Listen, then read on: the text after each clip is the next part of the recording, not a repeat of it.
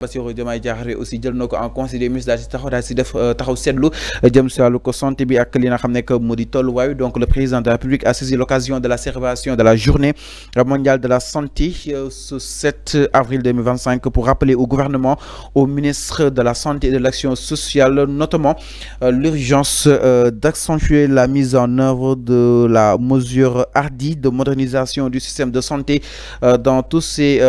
compartiments. Il a indiqué à cet égard moom ki nga xam ne que moo di le président ni jamono jooj nag ñi ngi amal bés bi nga xam ne itam ñu ngi tegle wàllu santé ni ki li nga xam ne que moo di ñaari fan si avril atub 2025 naka noonu itam mi ngi jàpp ni réforme yi nga xam ne indi nañ ko si wàllu wér-gu-yaram fexe itam ba daal di koy war a mën a adopté ak li nga xam ne que moo di doxinu réew mi fexe ba ministre bi mu daal si war a mën a dëpp mu nekk ay cadres yoo xam ne itam tey jii le président jébbal na ko ki nga xam ne que moo di le ministre bu dekk wàllu santé ak wàllu action sociale. Le président Bassirou Diomaye Diakhar aussi ñëwaat na si si ay maladies yoo xam ni itam day fal daal di sonal bu baax a baax askan wi waaye itam ay wopp yoo xam ni itam des fois mi dafay daal di cheikh lool ba daal si yegg si boobu de perspective nag ki nga xam ne que moo di le président Bassirou Diomaye Diakhar Faye mi ngi woolu pour ñu daal di gaaw déployer benn carte sanitaire bu yes tàkk fii Sénégal mu nekk si benn logique de cohérence de complémentarité ak d'optimisation des infrastructures et établissements sanitaires ak yenn si ay services yoo xam ni itam dafay daal di fal di fa daan am ay paju moom ki nga xam ne que moo di le président aussi mi ngi souligner en outre importance bi nga xam ni itam boobu de réforme dina ko daal di am fas yéene daal di war a mën a gaaw finaliser la réforme hospitalière waaye itam daal di gën a améliorer en permanence la qualité des équipements et du plateau médical gën a aussi dëppoo ak li nga xam ne que moo di justement équipement yi bërëbu pàccugaay yi ñu bañ a ñàkk dara gën a aussi relever seen plateau médical ma ni kon le président Bassirou Diomaye mu nekk ay urgence yoo xam ni itam te di yëkkati na ko en conseil des ministres. Surtout mi ngi insisté aussi si nga xam ni itam dañuy daal di souffrir de pathologie chronique lu si mel ni insuffisance rénale ak li nga xam ne que moo di cancer ki nga xam ne que moo di le président jàpp na am benn indépendance boo xam ni itam fii si réew mi yooyu de wopp dañuy faral di ko daal di war a mën a fajani sans aucun problème waaye itam benn ko paj boo xam ni itam si daal di war a mën a xaaral ni bu baax a baax l'ensemble justement ñi nga xam ni itam ñoom la ko daal di dénk wàllu cancer ak li nga xam ne que moo di insuffisance rénale yi le président aussi relancé na benn ko programme de vaccination waaye itam présenté na benn ko plan quinquennal prévisionnel ñu daal di gën a recruter li nga xam ne que moo di personnel bi si système santé bi ki nga xam ne que moo di le président gën a si dëkk si nu mu gën a yaatoo. Alors surtout aussi mu daal di koy amal si région yu ko gën a fasantu ko fii Sénégal c'est-à-dire les 14 régions sàkku na aussi si ministre bi nekk wàllu santé ak action sociale en relation avec le ministre de l'intérieur et de la sécurité publique ñu daal di jël seen ay mesures yëpp ay mesures idoines des dispositions pour ñu daal di gaaw xeex si nu mu gën a gaaw yenn si ay garab yoo xam ne tam du baax te ñu fal di ko daal di jaay si biir réew mi ki nga xam ne que mu di le président aussi mi ngi ñëw si wàllug chirurgie esthétique ak aussi yenn si activités chirurgicales. Alors li war a daal fay taxaw mooy de plus en plus gis nañ ñuy def ay chirurgie di coppi exactement seen ay yaram ñii di peut-être yokk seen ay yenn yi ki nga xam ne que mu di le président Bassirou Diomaye Diakhar Faye tey jii en conseil des ministres.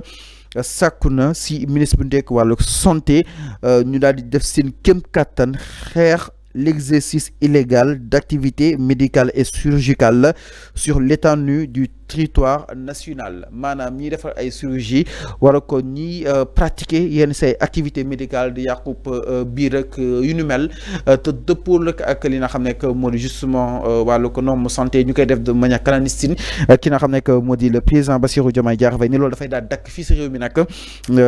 mu nekk loo xam ne itam tey jii jël na ko niki noonu itam.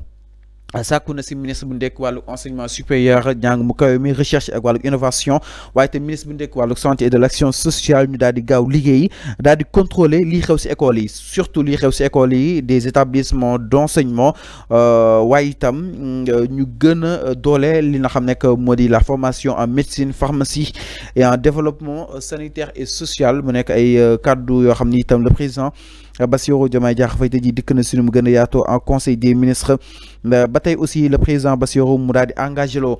gouvernement bi ñu daal di accordé benn attention particulière yenn si ay facultés et unités de formation et de recherche en médecine aux établissements publics et privés de formation en médecine maanaam école yi nga xam ne itam ñooy daal di tàggatu jëm si wàllu santé ak tolluwaay fii Sénégal le président Bassirou Diomaye Diakhar Faye nii il faut daal leen gën a war a mën a dooleel y a des écoles de formation yi nga xam ni itam ñu ngi yëngu si wàllu wunu mel waaye itam gën a dolli aussi wàllug recrutement yeeg ak repositionnement yenn si ay écoles militaires de santé et du service de santé des armées dans l'architecture sanitaire le président Bassirou Diomaye Diakhar Faye aussi sàkk na aussi si ministre bi nekk wàllug santé mu def ay efforts yëpp ñu daal di gën a restructurer ak aussi daal développer l'industrie pharmaceutique enfin Sénégal daal di nekk première si Afrique koo xam ni itam kenn dootu naataable jëm si defar garabam ak aussi yenn yoo xam ni itam jot nañu daal si mën a moom suñu bopp exactement donc mi ngi noonu le chef de l'État bu nekk yoo xam ni itam tey jii gën a si daal di insister foofu si doonu ko présidence. Alors ñu ñëw aussi si Ousmane Sonko sànq man la ko doon wax exactement donc si yaata geeg from fàcce gi Ousmane Sonko yenn si ay réformes aussi moom mu koy daal di xaare nii daal di gaaw jël seen ay dispositions yu ma sëkk pour rek ñu gën a renforcer yenn si ay capacités des unités spécialisées de soins et d'internement ñoom jëm si ñi nga xam ni itam dañuy am ay feebaru xel ñu daal leen interner si ay bërëb yu ko gën a fasantiku en tout cas ki nga xam ne que moo di Ousmane Sonko ni la procédure de retrait des malades mentaux errants de l'espace public et l'effectivité des visites réglementaires des établissements d'internement par les autorités habilitées. Ces actions devront être complétées par un programme de sensibilisation à déployer maanaam jàpp na ne nag jëm ñu daal di retirer maanaam génnee ñi nga xam ni itam dañuy am ay feebaru xel nekk si mbedd bi dugal leen si ay bërëb bi waaye itam structuré si ñi nga xam ni itam di ñëw di leen daal di seet si loolu ñoom dinañ ko daal di matal leen li askan wi daal di war a mën a matal amal ay campagne de sensibilisation fexe ba daal di war a mën a jëlaat li nga xam ne que moo di yooyu de ñi nga xam ni itam des fois dañuy faral di nekk si mbedd bi di am ay feebaru xel ma ni kon nag tey jii mu nekk benn cause boo xam ne itam Ousmane Sonko porté na ko en conseil des ministres jëm si wàllu wunu mel ni Ousmane Sonko dina saa si liggéeyal ministre bu nekk wàllu santé action sociale ministre aussi bu nekk wàllu famille et de solidarité maanaam le ministre